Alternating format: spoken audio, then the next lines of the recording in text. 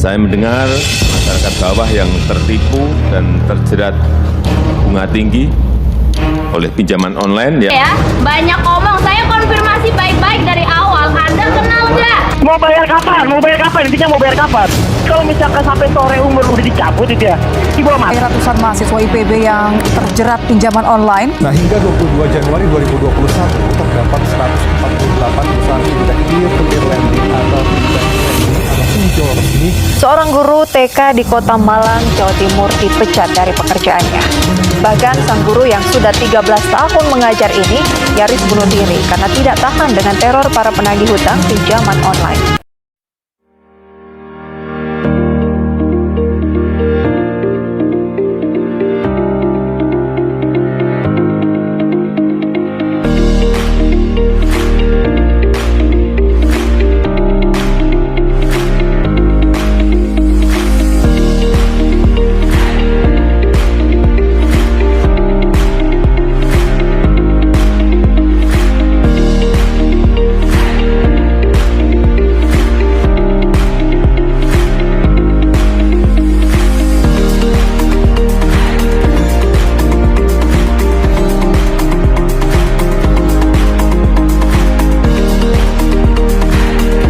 Assalamualaikum warahmatullahi wabarakatuh.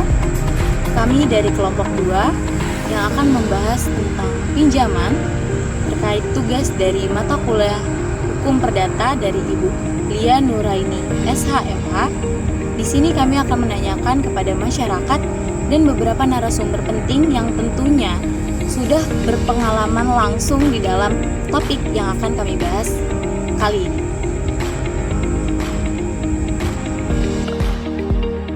Kami selaku mahasiswa akan menanyakan kepada masyarakat tentang apa yang mereka ketahui terkait pinjaman.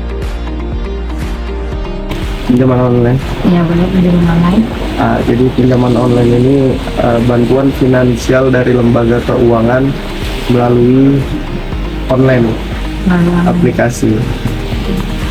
Kamu udah pernah nyoba? Belum pernah, tapi teman-teman ada yang udah pernah nyoba, jadi agak-agak sedikit tahu dulu. Pinjaman itu jenis utang yang biasanya melibatkan semua jenis benda berwujud. Oh, melibatkan semua benda yang berwujud. Iya kak, dijamin gitu kak. Pinjaman itu dia ada dua sih. Kita bisa minjam secara langsung atau kita bisa pinjam secara online. Pinjaman langsung atau pinjaman offline dan pinjaman online yang biasa disebut dengan pinjol. Seperti kalau pinjaman langsung itu seperti kita di bank, koperasi atau pegadaian, dan kalau pinjaman online itu biasa lewat aplikasi gitu. Lebih ke daring ya. Iya betul. Nah, misalnya terkait pinjol ya, bahasa gaulnya sekarang pinjol. Pinjaman online ini yang saya ketahui sebuah layanan yang memudahkan masyarakat untuk mencairkan dana secara mudah gitu. Tanpa repot-repot kita harus pinjam ke sana ke sini gitu. Kita tinggal mengakses melalui aplikasi atau website. Cukup dengan website ya berarti mas. Pinjaman itu ada 3 macam begitu. Satu, bank keliling itu sama kayak rentenir. Yang kedua, bank mekar. Bank mekar itu adalah anak bank dari Bank BRI. Yang ketiga, pinjaman dari banknya langsung. Iya, tapi lebih baik kalau untuk usaha mendingan minjam sama bank langsung karena bunga dari bank itu lebih kecil daripada bank keliling. Yang rentenir itu. Tapi kalau tidak sanggup pinjaman bank yang besar, mekar pun jadi karena bank mekar itu anak dari bank. Soalnya bunganya pun berupa kecil. Cuma cicilannya ada tiap minggu, harus ada yang seminggu sekali, ada yang 2 minggu sekali. berarti rutin ya? Ya, rutin. Ya. Kalau ibu sendiri kira-kira pernah minjem di bank mana nih? Oh, kalau saya pernah minjam bank Mekar 1, bank BRI Syariah, BSI Syariah. Itu bunganya juga kecil, terjangkau, bisa kita untuk membuka usaha yang seperti ini, sayur mayur, kelapa, jajan-jajanan, untuk membuka usaha yang di pasar. Tapi setelah saya coba, kalau bank namanya koperasi, bank keliling itu bukan untuk menambah usaha, malah usaha kita tidak bisa berkembang. Lama-kelamaan usaha kita menjadi merosot atau bangkrut. Jadi rugi ya? Jadi rugi. Karena dana yang dipinjamkan dipungut setiap hari. Jadi uangnya tidak bisa memutar sampai bulan ke bulan, hari ke bulan. Makanya saya menghimbau seluruh para pedagang atau yang membuka usaha, jangan coba-coba pinjam bank keliling.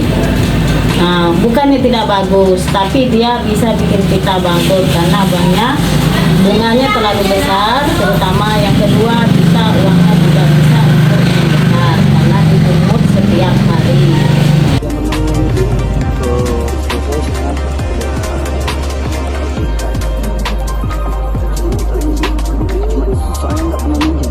Oh, nggak pernah minjem ya? Emang kalau sama Bakti sih? Bakti temennya. Iya maksudnya gitu. Cuman kalau sama pinjam nggak minjem. Nggak pernah tahu. Cuman tahu saya di pinjol itu diawasi sama SPK.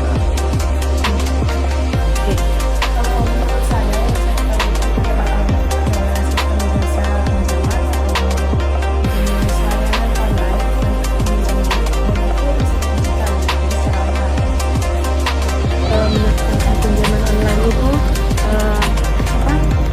suatu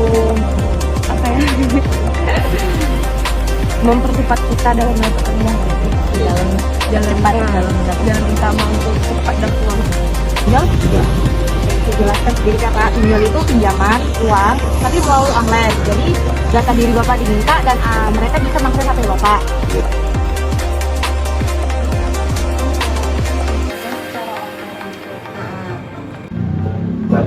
Terus semua pinjaman lewat online.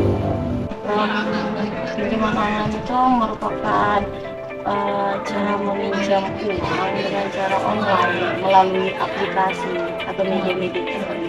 Dari saya sendiri pernah atau sempat mengetahui aplikasi itu dan sempat juga kan muncul di iklan-iklan YouTube gitu, tapi saya sendiri belum pernah untuk minjam di aplikasi tersebut gitu. Cuman tahu aja, kalau ditanya tahu ya saya tahu gitu. Kakak biasanya tuh kalau kita nonton YouTube pasti ada iklannya kan.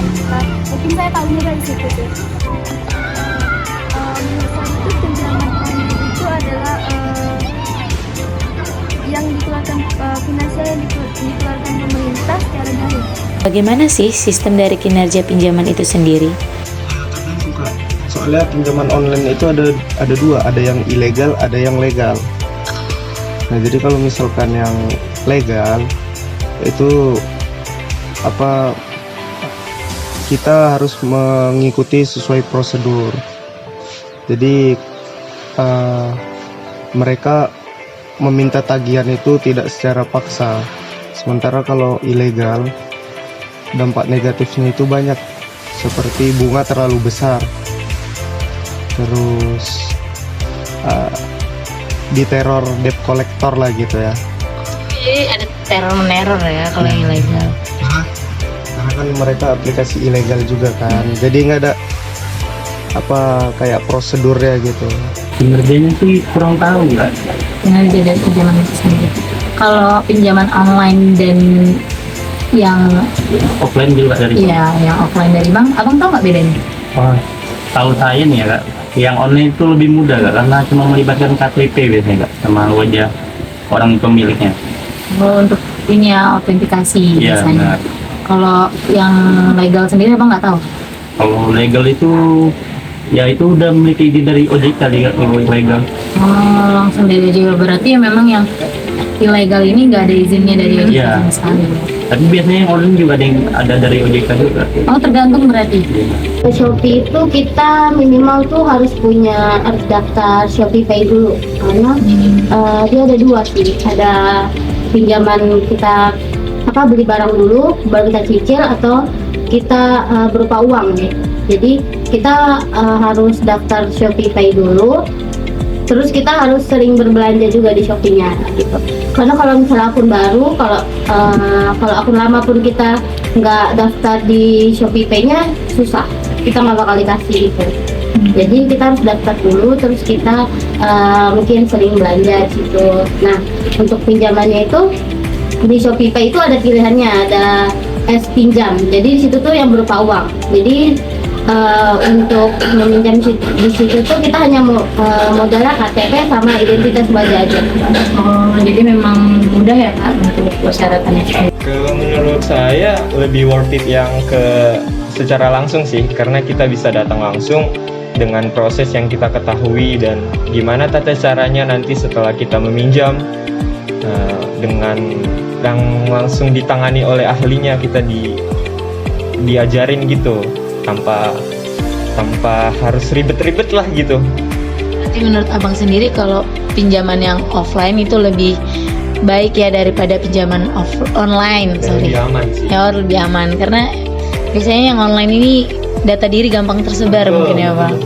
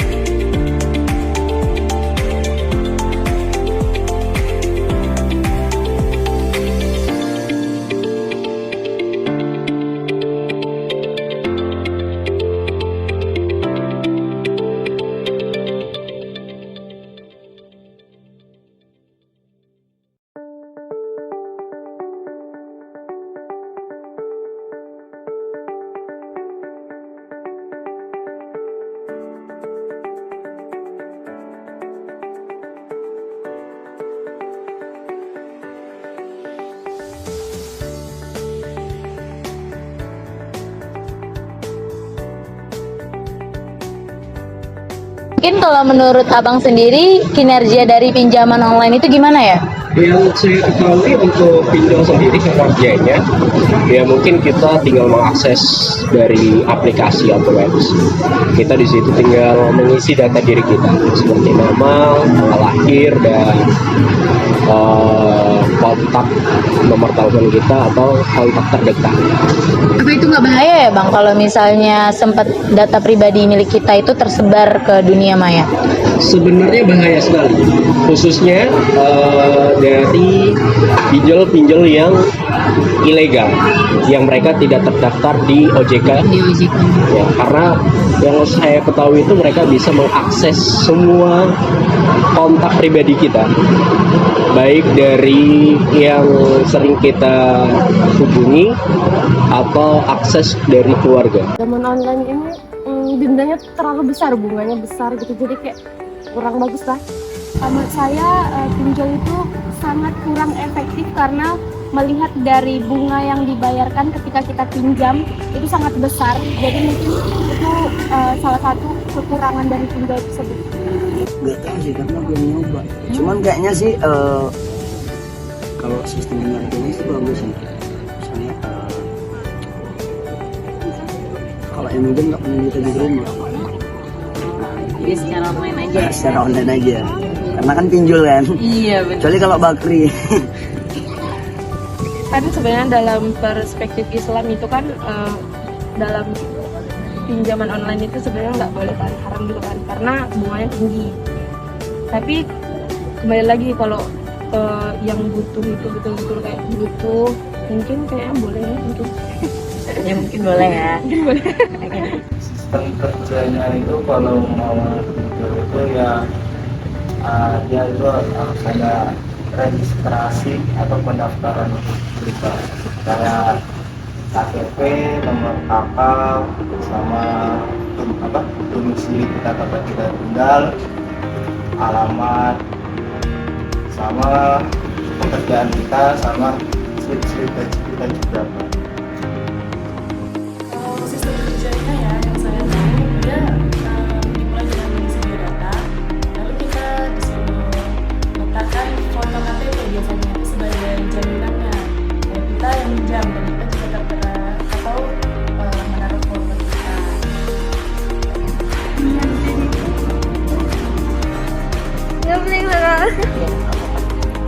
Nanti bisa ya tim ini. Cukup mudah, tinggal memberikan foto KTP, foto kita sendiri, data diri, nomor orang yang bisa dihubungi gitu. Jadi kakak, seberapa besar resiko dari melakukan aplikasi pinjaman online tersebut? Kalau resiko buruknya itu cukup banyak ya, menyangkut karena kita sudah menyetor NIK kita, KTP kita. Jadi dari NIK kakak itu udah terlacak, nomor keluarga kita semua udah terlacak gitu. Resiko untuk data kita terekspos keluar itu lebih tinggi gitu, dan itu bahaya. Tapi kalau kemungkinan baiknya, kelebihannya ya ketika kita butuh uang, kita dapat lebih cepat dapat uang itu. Apa pesan kakak untuk orang yang melakukan pinjaman online? Menurut saya, bagi teman-teman ya sekalian yang mau meminjam uang melalui aplikasi atau lewat online atau nama akrabnya pinjol, itu kayaknya jangan dulu deh, karena kita bahayanya di data kita ketahuan semua, terlacak semua. Kalau bisa pinjam di Pegadaian atau di tempat lain, atau ke teman daripada pinjol gitu. Itu sih saran saya. Baik, terima kasih kak untuk dari informasi. Apa kita makanya dan itu tak bagus kita di foto-foto apa nanti kan di metode itu kan apa yang itu tak bagus. Kalau dengan cara kerja seperti itu, apakah membantu dari kalangan masyarakat? Menurut Bapak sendiri gimana Pak? Tidak membantu, itu malah merugikan kita sendiri. Merugikan ya Pak? Terima kasih Pak. Oke. Terima kasih ya Pak. Apa saja sih manfaat dari pinjaman? Sebenarnya berguna, tapi memakai aplikasi yang legal. Karena kalau aplikasi yang legal, dia udah diawasi oleh OJK kan, jadi bunganya nggak terlalu gede, terus debt kolektornya pun tidak meminta secara paksa. Kalau kita telah tidak ada penyebaran data pribadi gitu. Sementara kalau ilegal itu, kalau kita telat bayar itu udah pasti data pribadi kita udah tersebar. Sebarin ya. Iya. Data pribadi. Manfaatnya salah satunya sih bisa membuka peluang bisnis ya. Untuk modal kan. Iya, modal. Untuk bantu-bantu modal usaha sih. Oh, jadi untuk bantu modal usaha orang tua ya.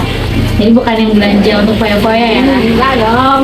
Menurut saya sih sangat bermanfaat bagi kalangan-kalangan yang membutuhkan, mungkin maksudnya bagi kalangan-kalangan yang mohon maaf ya, kalangan rendah gitu. Satu, untuk membantu perekonomian, untuk bisa dipergunakan untuk buka usaha atau ya modal seperti itulah, membuka usaha tepatnya gitu. Atasi ekonomi yang mendadak sulit tiba-tiba, bisa kayak kita mendesak tiba-tiba butuh uang kan ya, Nyaman aja ya.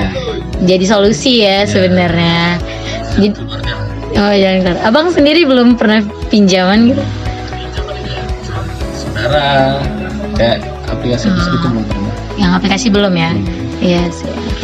Saudara bisa. Iya. Berarti nggak gede-gede banget lah minjemnya. Kalau gede-gede banget ada rencana minjem bank bang?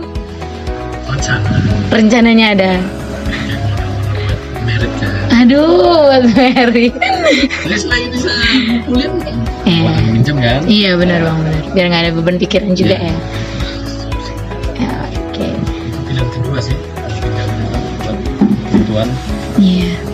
Kalau planning paling utama enggak ya? Selain bisa ya dihindari pinjaman. Kalau menurut saya pribadi, sebagai usaha UMKM khususnya, ini sangat bermanfaat.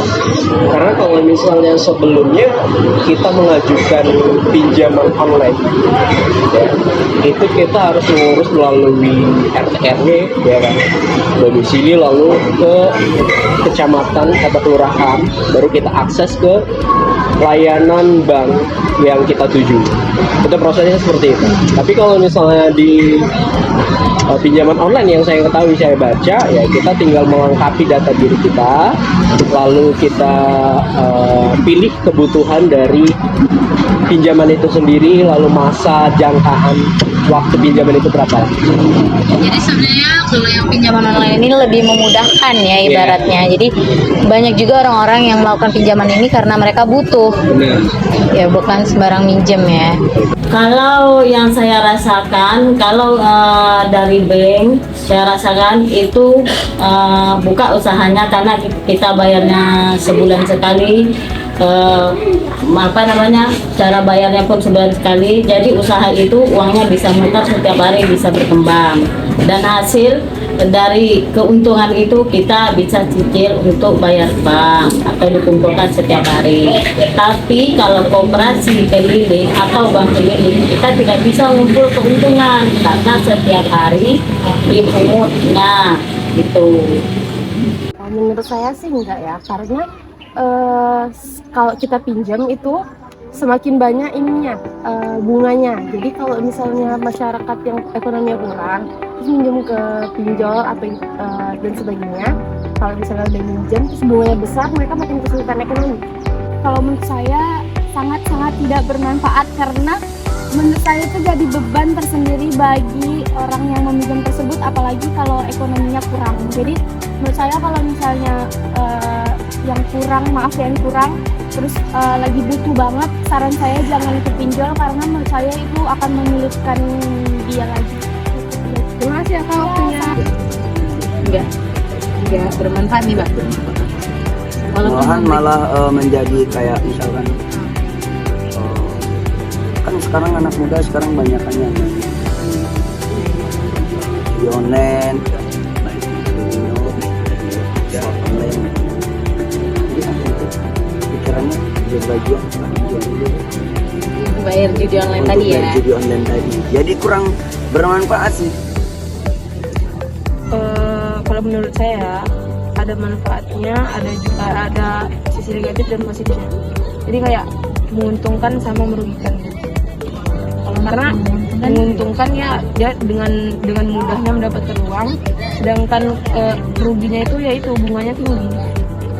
Kalau menurut pengetahuan saya itu berapa? Karena misalnya kalau kita contohnya kayak kita mau buka usaha, kita buka usaha itu kita minjem dari pinjol, itu sama aja kayak uang modal kita usaha ini untuk ditutupin uang dari pinjol, karena bunganya banyak juga, karena setiap bulan itu atau setiap minggu itu kadang-kadang naik bunganya.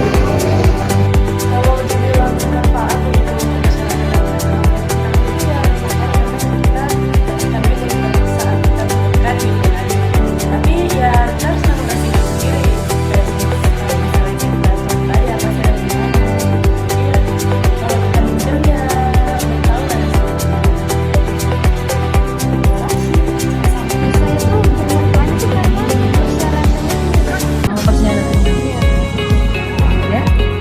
Dan juga mungkin mudah diakses gitu, karena kan secara daring kan, kita nggak harus kayak langsung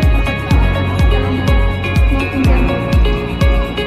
Ini aja, makasih Kak atas waktunya. Maaf mengganggu ya Kak.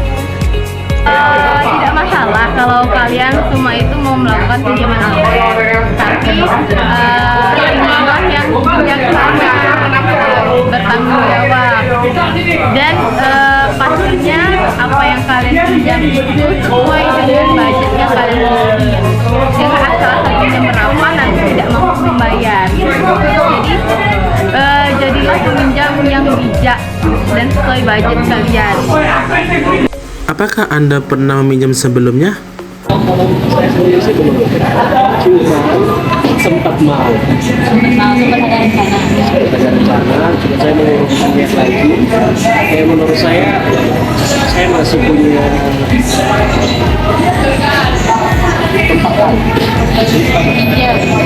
Ketimbang pinjaman online. Nah, untuk kinerja dari pinjaman sendiri, kalau boleh tahu, Kalau misalnya ini saya ketahui kalau kinerja dari pinjaman sendiri, mungkin kita tinggal mengakses aplikasi itu sendiri. Kan banyak ada aplikasi yang ilegal dan udah daftar di OJK. Dan mungkin ya tinggal berikan data pribadi kita. Oke, dari nomor Yang online itu dari pihak mana kalau boleh tahu? Kalau ibu sendiri kira-kira pernah minjem online?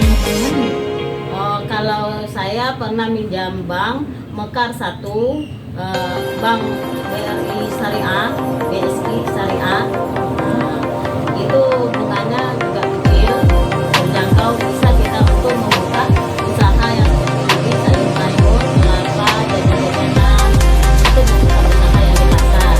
Tapi setelah saya coba, kalau bank namanya koperasi di bank keliling, itu bukan untuk menambah usaha, malah usaha kita juga bisa berkembang. Lama-kelamaan usaha kita menjadi borosor atau bangkrut. Karena dana yang dipinjamkan dipungut setiap hari. aplikasi apa saja sih yang bisa menyediakan pinjaman online? Kalau boleh tahu, aplikasi apa aja yang kakak lakukan di pinjaman online tersebut? Kalau saya sendiri dari aplikasi Shopee sih, cuma aplikasi pinjaman online lainnya ada mungkin EasyCash, ada Kami, Aku, dan Shopee gitu. Baik. Apakah kakak pernah melakukan pinjaman online tersebut? Saya pernah. Seberapa besar nih kepercayaan kakak terhadap pinjaman online tersebut? Mungkin kalau dari kepercayaan saya sih dari data ya. Kalau data itu saya nggak bisa percaya, apalagi kalau online gitu nanti kan data kita dari segi KTP itu udah terlacak semua. Mungkin hanya 20%, tapi kalau uangnya, apalagi saya kan minjemnya di Shopee, ya Allah amanah ada 80% gitu. Tahu? Kakak tahu dari mana? Saya tahu dari kayak online sih, kayak social media. Kakak belum pernah nih. Jadi tapi kakak tahu tak aplikasi apa aja yang biasa dilakukan orang melakukan pinjaman online tersebut? Kalau aplikasi apa aja, kalau namanya kurang tahu ya. Tapi untuk warnanya aplikasinya tahu, biasanya warna hijau gitu aplikasinya. Namanya nggak tahu apa gitu. Kalau untuk di keluarga kakak, apakah ada yang melakukan melakukan pinjaman online tersebut? Kalau di keluarga kan karena saya tadi kan nggak pernah ya, saya deh ya. Kalau dari keluarga saya sendiri itu udah ada yang minjam, kebetulan abang saya. Dan itu kalau nggak salah kisaran pinjamannya tuh 1 juta lebihan gitulah.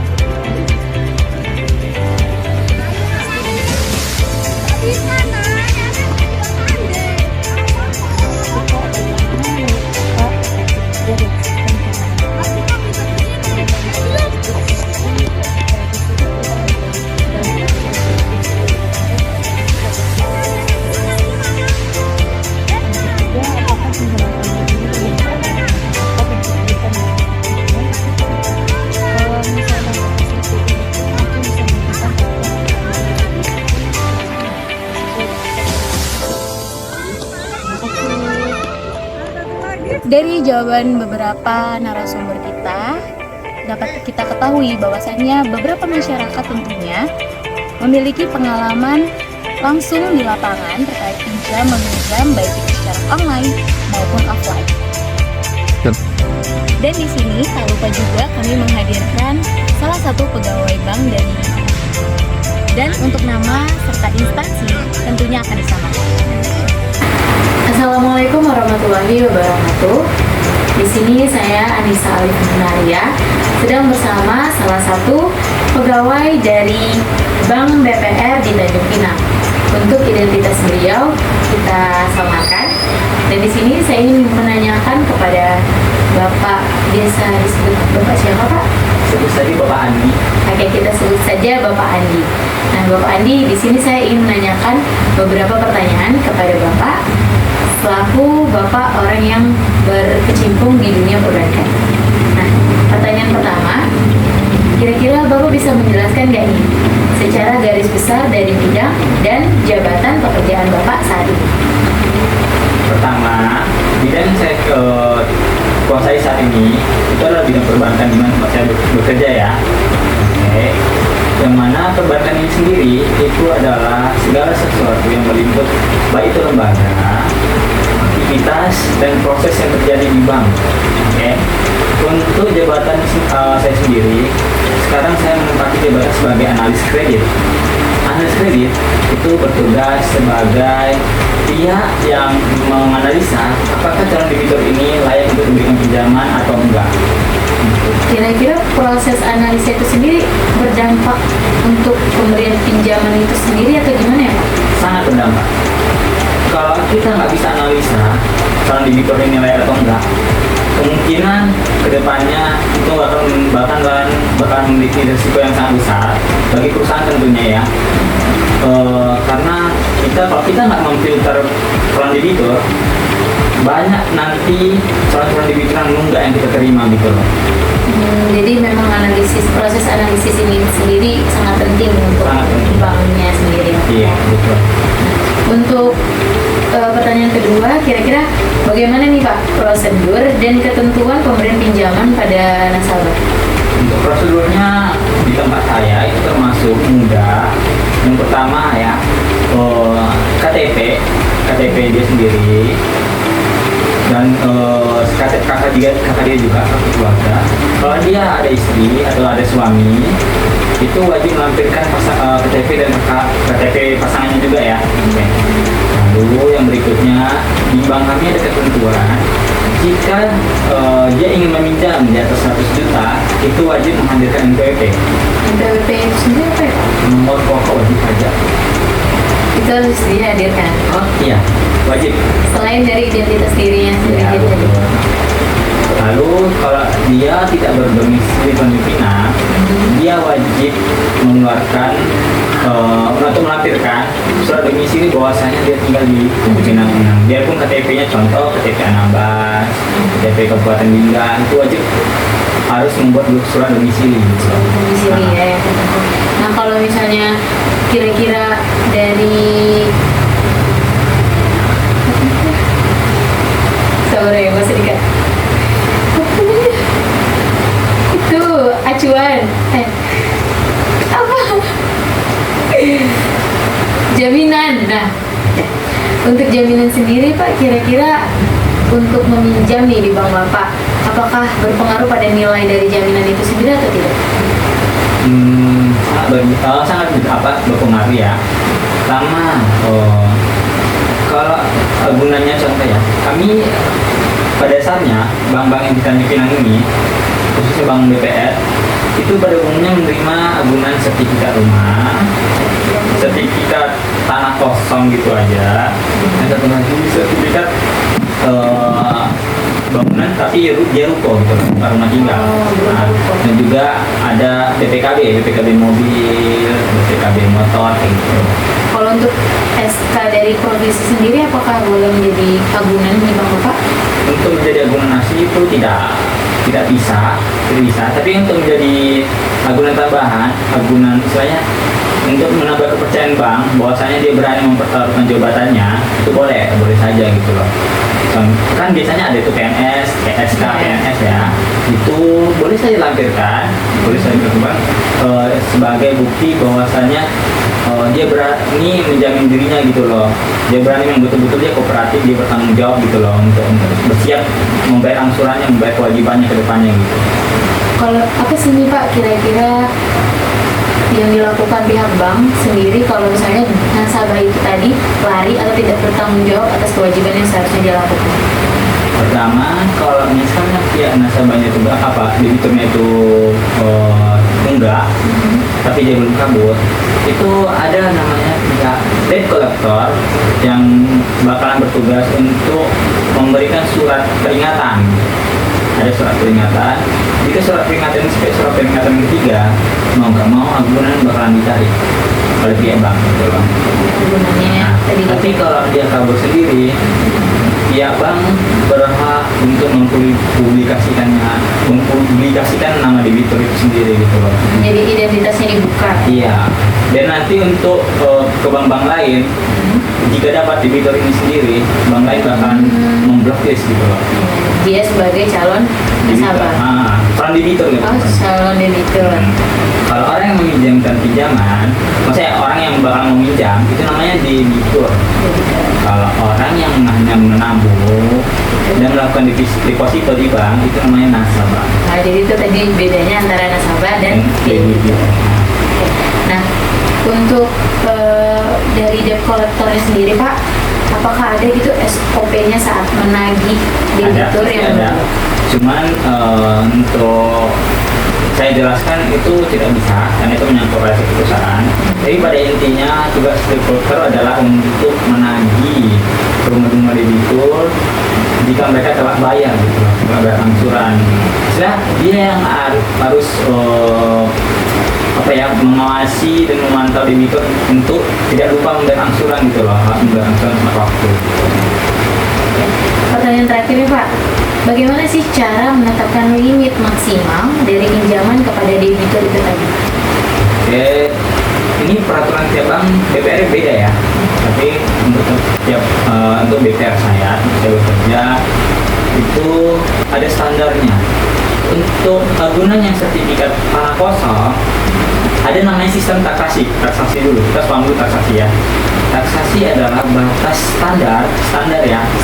Nah, standar maksimal nominal pemberian kredit.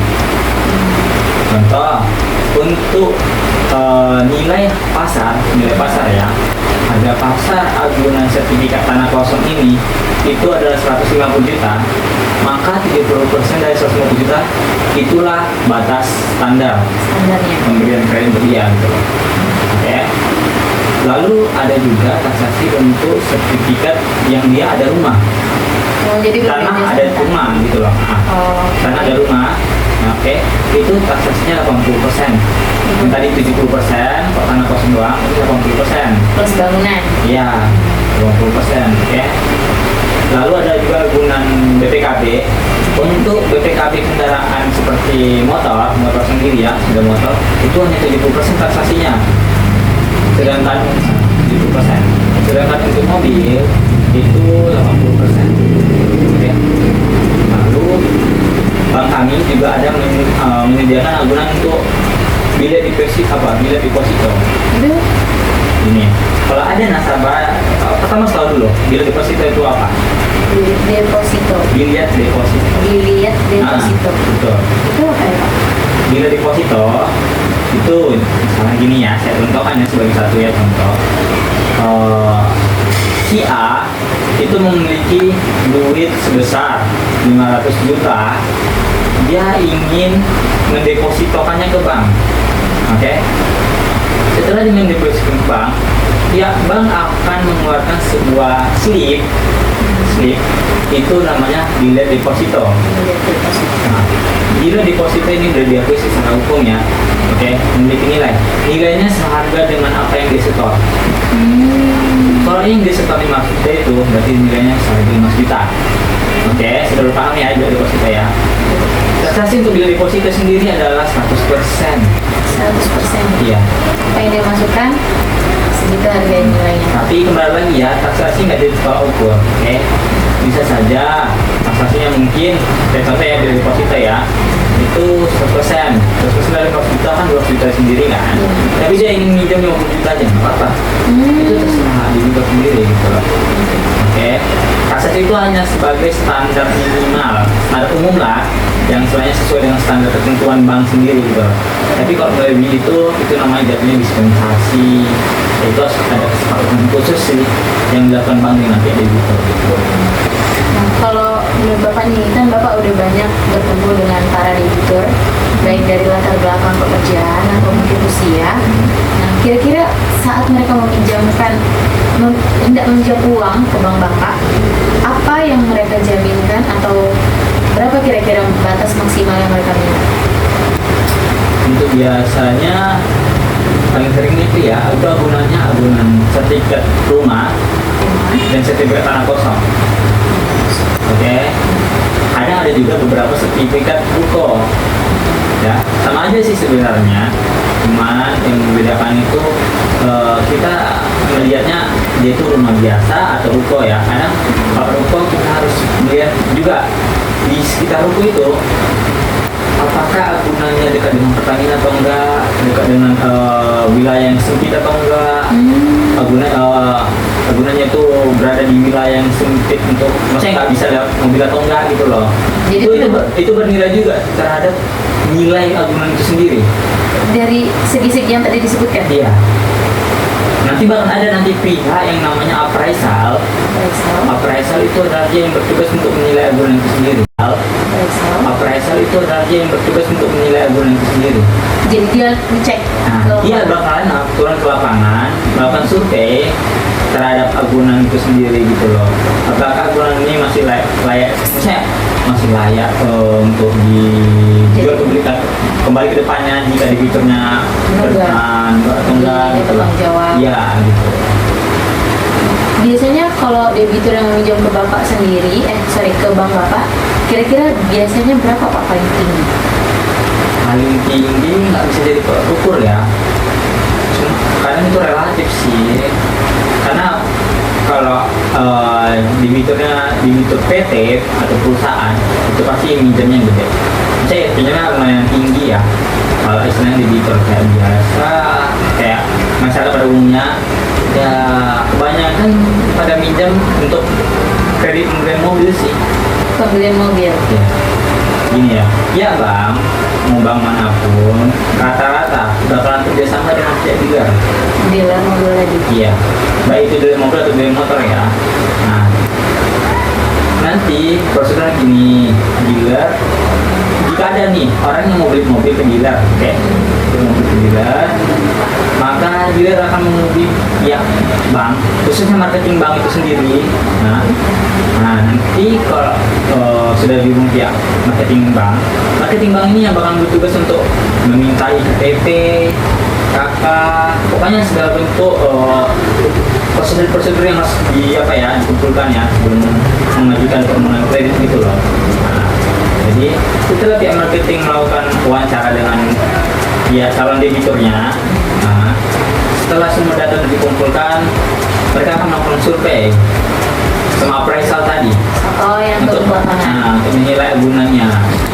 Kalau appraisal sudah menilai agunan, nah, dan dia sudah menetapkan harga pasarnya, misalnya nilai agunan itu sendiri. Step selanjutnya adalah mereka bakalan memberikan data-datanya ke pihak analis kredit, itulah saya sendiri. Saya sendiri nanti yang bertugas untuk menganalisa apakah dia ini cocok untuk diberikan kredit atau enggak gitu loh, berdasarkan kemampuan dia bayar atau enggak gitu loh. Setelah saya analisa dan setuju, pihak komite kreditnya, pihak komite kredit itu setuju, maka akan dilakukan legalisasi. Maksudnya ada nanti pihak yang bertugas, namanya legal itu yang melegalkan segala bentuk agunan dan akan melakukan perjanjian dengan pihak notaris gitu loh.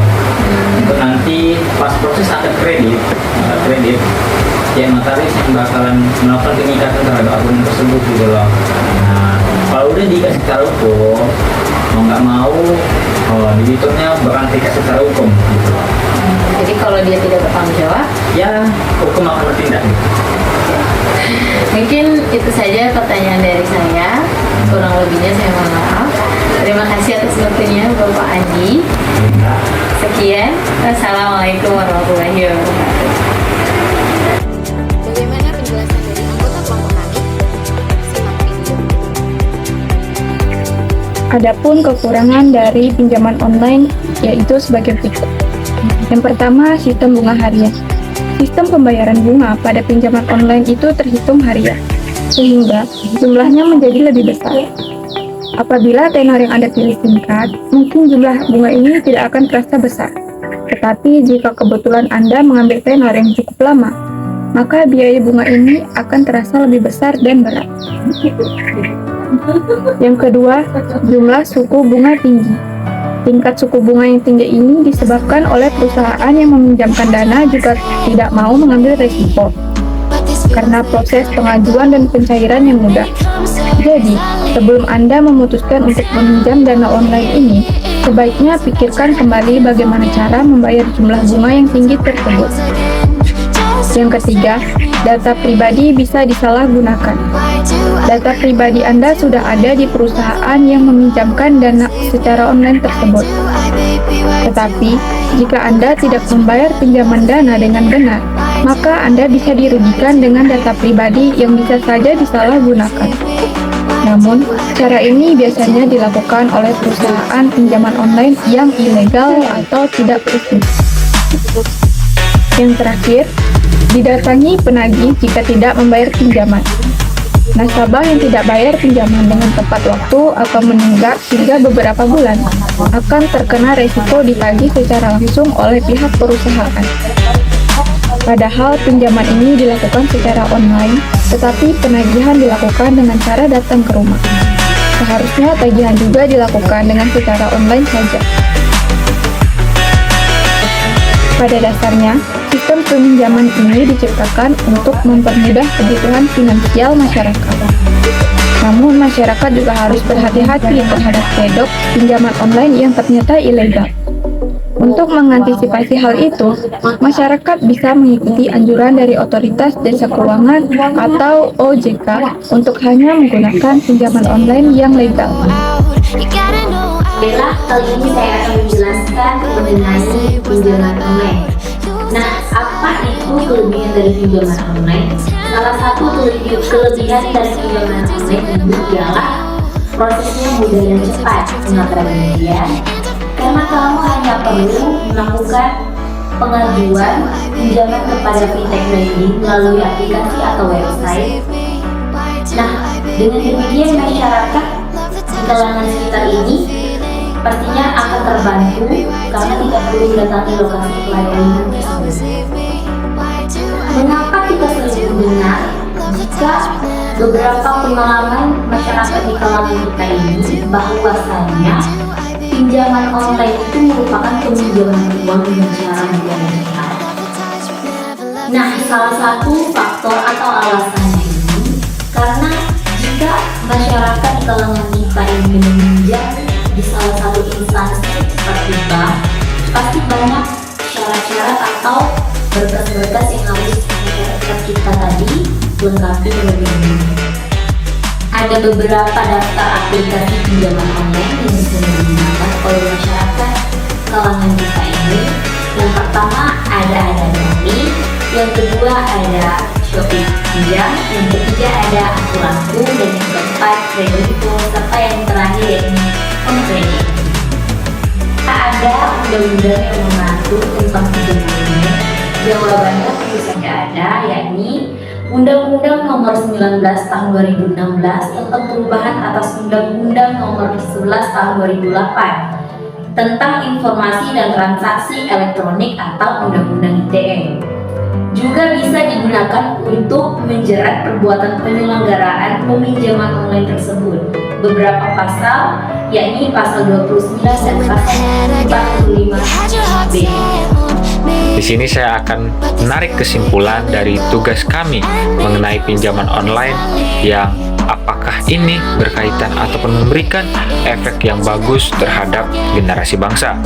Dan di sini kami melakukan wawancara ke berbagai orang di masyarakat di sini kami melakukan 3 ruang pertanyaan, yaitu ada di masyarakat, ada di mahasiswa ataupun di lingkungan kampus, dan di lingkungan masyarakat ataupun orang tua, untuk menggali akan informasi apakah mereka mengetahui apa fungsi dari pinjaman online. Jadi di sini kami telah melakukan berbagai pertanyaan kepada masyarakat, dan di sini saya akan menyimpulkan bahwanya ada 2 yang bisa kita tarik kesimpulan mengenai terhadap pinjol tersebut. Jadi teman-teman sekalian, ternyata kita bisa mengetahui bahwa mungkin anggapan kita pinjol itu sudah sering kita dengar ataupun sudah tidak asing lagi bagi kita. Namun ada berbagai masyarakat yang belum tahu apa itu pinjol. Mungkin mereka tahunya, oh pinjol itu yang pakai KTP itu aja kan, yang foto-foto saja. Tapi mereka nggak tahu apa fungsi dan apa yang menjadi tolak ukur dalam pinjol tersebut. Jadi di sini ada beberapa orang muda yang menjawab setelah kami bertanya ya. Kami bertanya, bagaimana pendapat saudara mengenai pinjaman online? Apakah positif ataukah negatif? Seperti itu. Dan yang bisa kita dengar dari jawaban itu adalah ternyata dia berpikir bahwa pinjaman online itu sebenarnya bagus, baik adanya. Kenapa? Karena ketika kita butuh, ketika kita kesulitan dalam perekonomian, adanya ruang, adanya fasilitas yang menyediakan akan bantuan tersebut. Dan kita tahu bahwa adanya persenan yang harus kita berikan atau yang kita bayar. Ini berbagai masyarakat awam yang telah kami wawancara, mereka sering ataupun menjawab hampir sama seperti itu. Mereka menjawab bahwa pinjol itu bagus, aman, positif fungsinya, kedudukannya ketika digunakan dengan standar yang benar. Contoh, kita kesulitan uang, kita pinjam online untuk membayar utang, untuk kehidupan kita. Itu benar. Tapi ada juga respon dari salah satu masyarakat yang bilang pinjol itu nggak bagus. Karena contohnya saja sekarang seperti ini, anak muda pinjam online untuk hura-hura, untuk bayar utang, untuk main skater, untuk main slot seperti itu. Nah, itulah hal yang mungkin rancu yang sering disalahartikan oleh orang-orang. Seperti yang kita tahu bahwa berdirinya akan pinjaman online, kedudukan itu adalah sebuah hal yang positif. Kenapa saya bilang positif? Karena dia itu, lembaga itu berdiri, dia tidak ada masalah dengan orang lain. Tapi orang lain yang menggunakan jasanya itu untuk perbuatan baik atau tidak, itulah yang harus kita perbaiki. Seperti itu. Karena apa? Seperti ini. Dalam pasal 8 ayat 1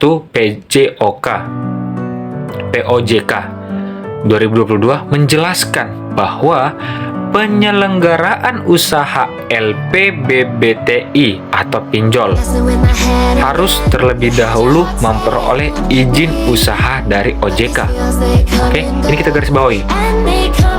Kegiatan usaha LPBBTI atau pinjol harus terlebih dahulu memperoleh izin usaha dari OJK atau Otoritas Jasa Keuangan.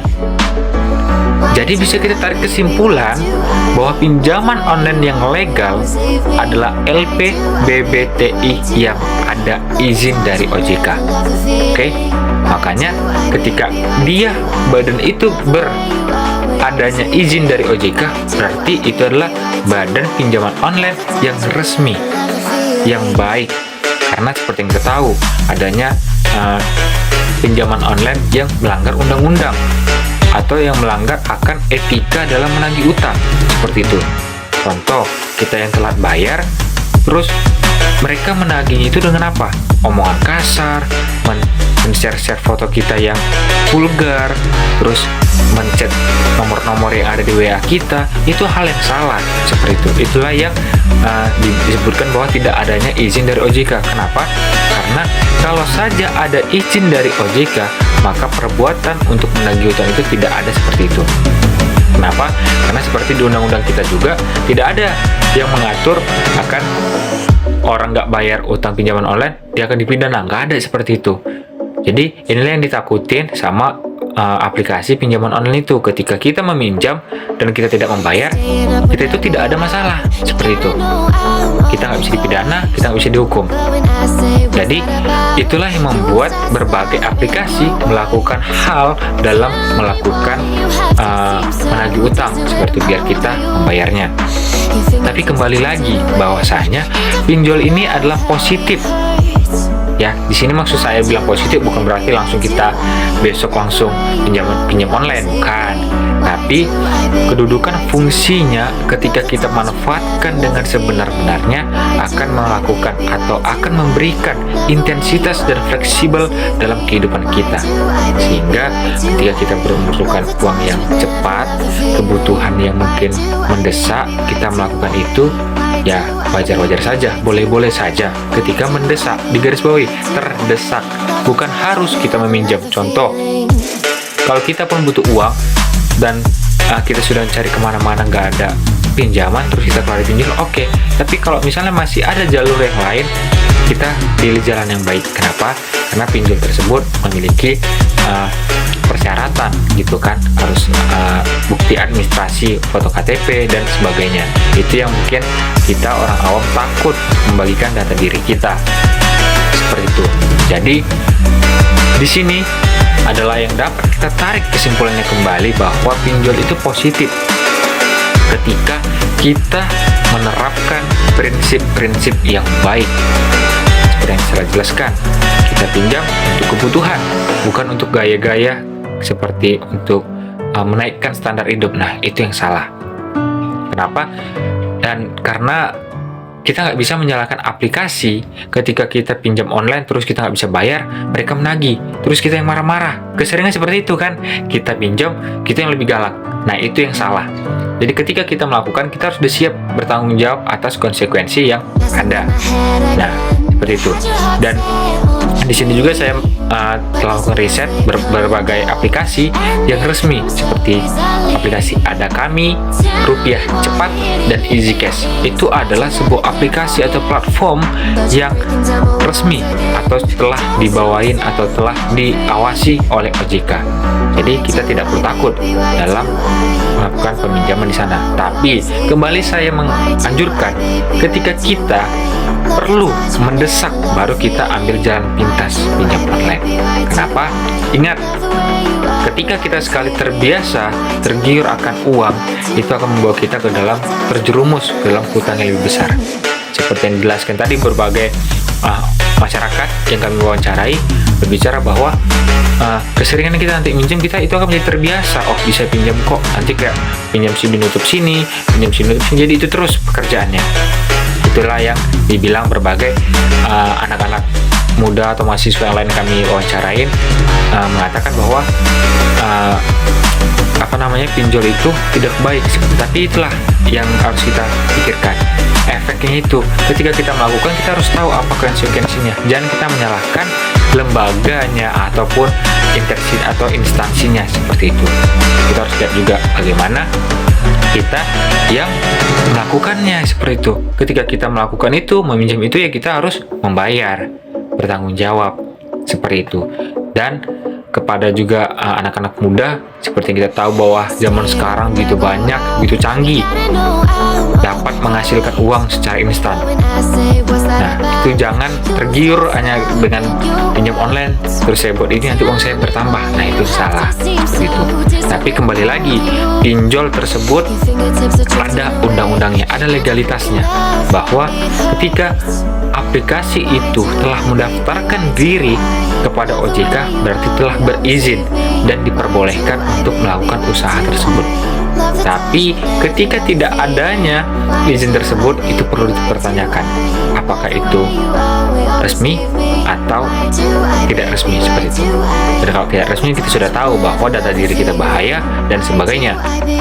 Nah, di sini ingin saya tekankan bahwa pinjol itu baik adanya dan sudah ada undang-undang mendasarinya, dan ketika kita melakukan atau tidak mampu membayar, kita tidak bisa dipidana. Jadi kalau anggapan kita biasanya, nggak bisa bayar, jadi saya takut dipenjara, itu tidak ada. Karena tidak ada satu undang-undang yang mengatur ketika kita tidak mampu membayar pinjaman online, kita akan dipidana. tidak ada seperti itu. Dan itu telah banyak dibahas oleh pakar-pakar ahli hukum. Mereka menyebutkan bahwa memang tidak ada, karena itu adalah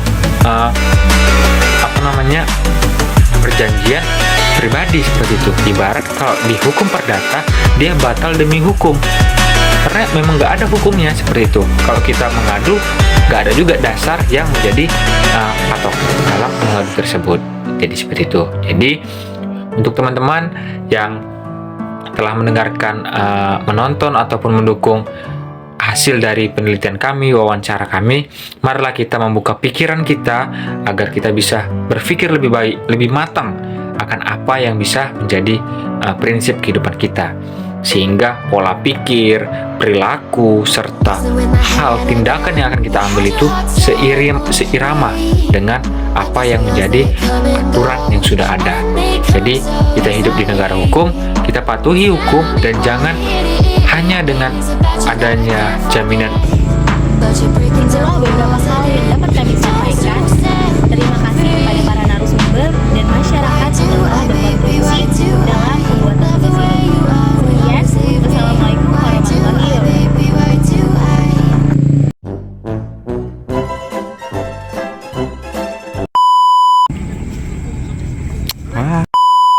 Perbedaan gitu kayak gimana sih?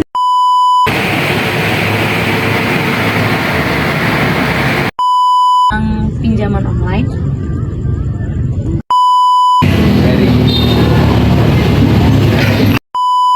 itu seperti kita di bank,